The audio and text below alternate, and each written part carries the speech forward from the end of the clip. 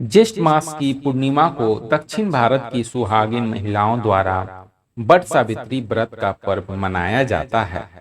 कहा जाता है कि वट वृक्ष की जड़ों में ब्रह्मा, तने में भगवान विष्णु एवं डालियों एवं पत्तियों में भगवान शिव का निवास स्थान माना जाता है। इस व्रत में महिलाएं वट वृक्ष की पूजा करती हैं। सती सावित्री की कथा सुनने एवं वाचन करने से सौभाग्य महिलाओं की अखंड सौभाग्य की कामना पूर्ण होती है।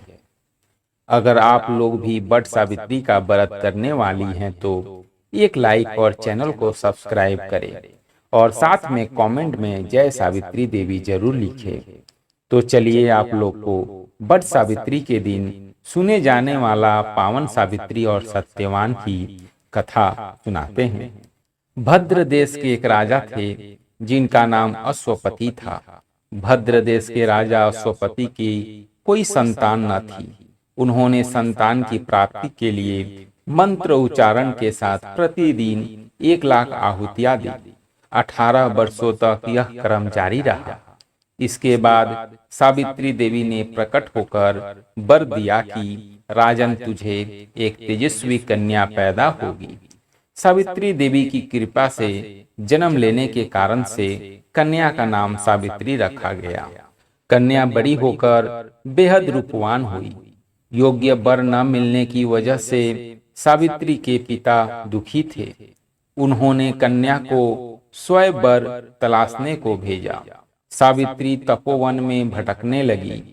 वहां शाल्य देश के राजा धूम्रसेन रहते थे, क्योंकि उनका राज्य किसी ने छीन लिया था। उनके पुत्र सत्यवान को देखकर सावित्री ने पति के रूप में उनका वर्ण किया। ऋषि राज नारद को जब यह बात पता चली तो वह राजा अश्वपति के पास पहुंचे और कहा कि हे राजन, यह क्या कह रहे हैं आप? सत्यवान गुणवान है, धर्मात्मा है और बल्यवान भी है, पर उसकी आयु बहुत छोटी है। वह अल्पायु है। 1 वर्ष के बाद ही उसकी मृत्यु हो जाएगी। ऋषि राज नारद की बात सुनकर राजा अश्वपति घोर चिंता में डूब गए। सावित्री ने उनसे कारण पूछा तो राजा ने कहा, पुत्री, तुमने जिस राजकुमार को अपने वर के रूप में चुना है वह अल्प आयु है। तुम्हें किसी और को अपना जीवन साथी बनाना चाहिए। इस पर सावित्री ने कहा कि पिताजी, आर्य कन्याएं अपने पति का एक बार ही वर्ण करती हैं। राजा एक बार ही आज्ञा देता है और पंडित एक बार ही प्रतिज्ञा करते हैं और कन्यादान भी एक ही बार किया जाता है।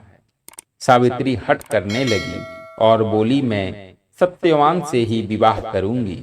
राजा अश्वपति ने सावित्री का विवाह सत्यवान से कर दिया। सावित्री अपने ससुराल पहुंचते ही सास ससुर की सेवा करने लगी। समय बीतता चला गया। नारद मुनि ने सावित्री को पहले ही सत्यवान की मृत्यु के दिन के बारे में बता दिया था। वह दिन जैसे जैसे करीब आने लगा, सावित्री अधीर होने लगी। उन्होंने 3 दिन पहले से ही उपवास शुरू कर दिया। नारद मुनि द्वारा कथित निश्चित तिथि पर पितरों का पूजन किया। हर दिन की तरह सत्यवान उस दिन भी लकड़ी काटने जंगल चले गए।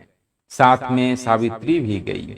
जंगल में पहुंचकर सत्यवान लकड़ी काटने के लिए एक पेड़ पर चढ़ गए। तभी उसके सिर में तेज दर्द होने लगा। दर्द से व्याकुल सत्यवान पेड़ के नीचे उतर गए। सावित्री अपना भविष्य समझ गई। सत्यवान के सिर को गोद में रखकर सावित्री सत्यवान का सिर सहलाने लगी।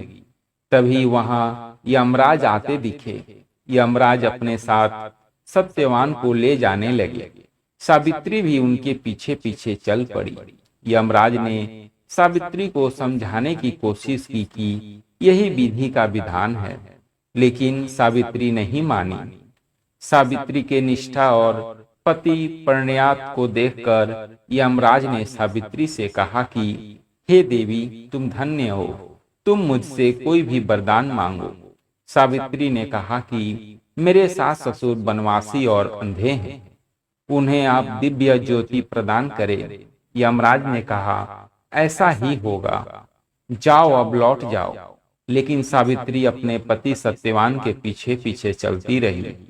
यमराज ने कहा, देवी तुम वापस जाओ। सावित्री ने कहा, भगवान मुझे अपने पति देव के पीछे चलने में कोई परेशानी नहीं है, पति के पीछे चलना मेरा कर्तव्य है। यह सुनकर उन्होंने फिर से उसे एक बार और वर मांगने के लिए कहा।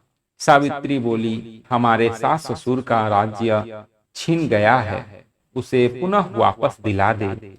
यमराज ने सावित्री को यह वरदान भी दे दिया और कहा, अब तुम लौट जाओ। लेकिन सावित्री पीछे पीछे चलती रही। यमराज ने सावित्री को तीसरा वरदान मांगने को कहा। इस पर सावित्री ने संतान और सौभाग्य का वरदान मांगा। यमराज ने इसका वरदान भी सावित्री को दे दिया।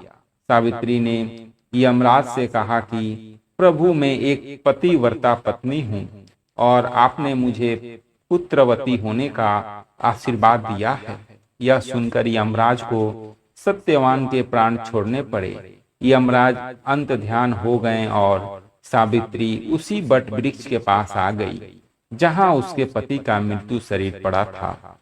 सत्यवान जीवित हो गया और दोनों खुशी खुशी अपने राज्य की ओर चल पड़े।